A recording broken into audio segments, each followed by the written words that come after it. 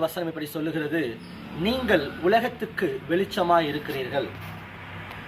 மலையின் மேல் இருக்கிற பட்டணம் மறைந்திருக்க மாட்டாது என்று சொல்லி. எனக்கு அன்பானவர்களே, நிறைய நேரத்தில் நம்மளை குறித்து நம்ம ஒரு இன்ஃபீரியாரிட்டி காம்ப்ளெக்ஸ், அதாவது தாழ்வு மனப்பான்மையாக நினைப்போம். நான் இதுதான், என் வாழ்க்கை இதுதான், என் குடும்பம் இதுதான், என் சூழ்நிலை இதுதான் அப்படின்னு. ஆனால் நீங்கள் எப்படி நினைக்கிறீங்களோ அது நீங்கள் அல்ல. ஆண்டவர் உங்களை பார்த்து சொல்கிறாரு, நீங்கள் உலகத்துக்கு வெளிச்சமாக இருக்கிறீங்க அப்படின்னு சொல்லி.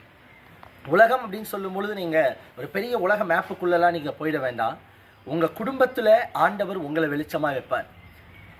உங்கள் வேலை செய்கிற இடத்துல ஆண்டவர் உங்களை வெளிச்சமாக வைப்பார். உங்கள் சமுதாயத்தில் ஆண்டவர் உங்களை வெளிச்சமாக வைப்பார். உங்கள் தெருக்கல்ல ஆண்டவர் உங்களை தான் வெளிச்சமாக வைப்பார். உங்கள்கிட்ட நிறைய பேர் ஆலோசனை கேட்பாங்க. உங்கள் வாழ்க்கையை பார்த்து அநேகர் கற்றுக்கொள்வார்கள். அநேகருக்கு நீங்கள் ஆசீர்வாதமாய் கர்த்தர் உங்களை மாற்றுவார். ரெண்டாவது, சில காரியங்கள் நிறைய நேரத்தில் நம்ம இது வேற ஒருத்தருக்கு தான் இந்த ஆசீர்வாதம், இவங்க தான் இப்படி இருக்க முடியும், என்னால் இருக்க முடியாது, எனக்கு அப்படி இல்லைன்னா பைபிள் பொதுவாக எல்லாருக்கும் சொல்லியிருக்குது. நீங்கள் யாருடைய பெயரையும் குறிப்பில்லை, எக்ஸ் ஒய் ஜெட் ஏபிசி அப்படின்னு சொல்லி பேரெல்லாம் குறிப்பில்லை. நீங்கள் உலகத்துக்கு வெளிச்சமாக இருக்கிறீங்கன்னு தான் பைபிள் சொல்லுது. எனக்கு அன்பானவர்களே, உங்கள் வாழ்க்கையில் உங்கள் படிப்போ, நீங்கள் இருக்கிற இடமோ, உங்கள் பேக்ரவுண்டோ அதெல்லாம் இல்லைங்க. இந்த வார்த்தையை நீங்கள் நம்பும் பொழுது, இந்த வார்த்தையை நீங்கள் விசுவாசிக்கும் பொழுது ஆண்டவர் உங்களை இந்த உலகத்துக்கு வெளிச்சமாய் கர்த்தர் மாற்றுவார். அநேகருக்கு நீங்கள் ஆசீர்வாதமாக மாற்றுவீங்க.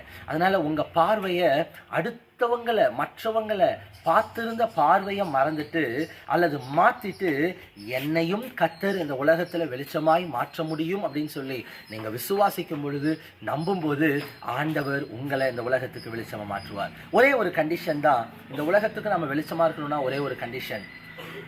நம்ம ஃபோட்டோலாம் எடுக்கிறோம் அல்லது வீடியோஸ்லாம் எடுக்கும் பொழுது என்ன சொல்லுவாங்கன்னா, வெளிச்சத்துக்கு எதிரில் நில்லுங்கன்னு சொல்லுவாங்க. வெளிச்சம் இருக்கிற இடத்துல நில்லுங்கன்னு சொல்லுவாங்க. காரணம் என்னென்னா, அந்த லைட்டினுடைய ரிஃப்ளெக்ஷன் நம்ம மேலே படும் பொழுது நம்ம அந்த கேமராவில் எப்படி தெரியுவோம்னா பிரைட்டாக தெரியும். அதே போல தாங்க இயேசு இந்த உலகத்துக்கு ஒளியாக இருக்கிறார். அவர்கிட்ட நம்ம நெருங்க நெருங்க நெருங்க நிச்சயமாக நம்ம இந்த உலகத்துக்கு வெளிச்சமாக தான் இருப்போம். டிஃப்ரென்ஸ் ஒன்று தான். நிறைய இந்த ஃபோட்டோகிராஃபர்ஸ்லாம் சொல்லுவாங்க, நம்ம வெட்டிங்லலாம் ஃபோட்டோ எடுக்கிறவங்க கூட பார்த்தீங்கன்னா அந்த லைட்டை போட்டு எடுப்பாங்க. காரணம் என்னென்னா பிரைட்டாக தெரியணும்னு. அதே போல தான் இயேசு இந்த உலகத்துக்கு ஒளியாக இருக்கிறார்.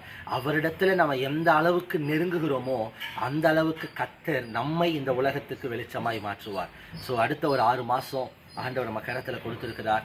ஆண்டவர் கிட்ட எந்த அளவுக்கு, ஏசப்பா கிட்ட நீங்கள் எந்த அளவுக்கு நெருங்கணுமோ, எந்த அளவுக்கு